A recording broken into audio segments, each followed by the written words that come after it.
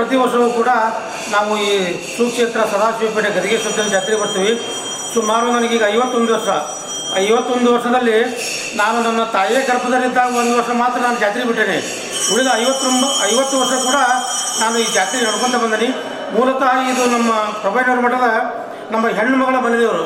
ನಮ್ಮ ಮನೆದೇವರು ಮುಂಡ್ರಿಗಿ ತಾಲೂಕು ಚಿಂಟಾಲೂರು. ನಮ್ಮ ಮನೆತನದ ಹೆಣ್ಮಗಳು ಮೂಲತಃ ನಮ್ಮ ಪ್ರಭೈನೂರು ಮಠದ ಮನೆತನಕ್ಕೆ ಗಂಡು ಸಂತಾನ ಇರಲಿಲ್ಲ ಅಂತ. ಆಗ ಆ ಹೆಣ್ಮಗಳು ನಮ್ಮ ಪ್ರಭೈನೂರು ಮಠಕ್ಕೆ ಗಂಡು ಸಂತಾನ ಕೊಡು, ನಾನು ನಿನಗೊಂದು ಹೂವಿನ ತೇರು ಮಾಡಿ ಹೇಳಿಸ್ತೀನಿ ಅಂತಂದು ಬೇಡ್ಕೊಂಡಿಲ್ಲ ಅಂತಾಕೆ. ಆ ಸಂದರ್ಭದಲ್ಲಿ ನಮ್ಮ ಮನೆತನಕ್ಕೆ ಗಂಡು ಮಗು ಆಗಿರೋದ್ರಿಂದ ಗದಿಗೆ ಸಜ್ಜನ ಕೃಪಾಶೀರ್ವಾದದಿಂದ ನಮ್ಮ ಮನೆತನಕ್ಕೆ ಗಂಡು ಮಗುವಾಗಿದೆ. ಆ ಗಂಡು ಮಗುವಿನ ಕೃಪೆಗೆ ಅವತ್ತಿಂದ ಇವತ್ತಿಗೆ ಕೂಡ ನಾವು ಆಕೆ ಹೆಸರು ಅಳಕಿಸಬಾರ್ದು ಅಂತೇಳಿ ಇವತ್ತಿಗೂ ಈ ಜಾತ್ರೆ ನಡ್ಕೊಂಡು ಬಂದೇವೆ.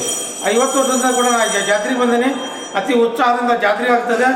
ಆದರೂ ಕೂಡ ಶ್ರೀ ಗದಿಗೇಶ್ವರ ಲಿಂಗೈಕ್ಯರಾಗೋದ್ರಿಂದ ಪೂರ್ವದಲ್ಲಿ ಕೂಡ ನಡೆದಿತ್ತು.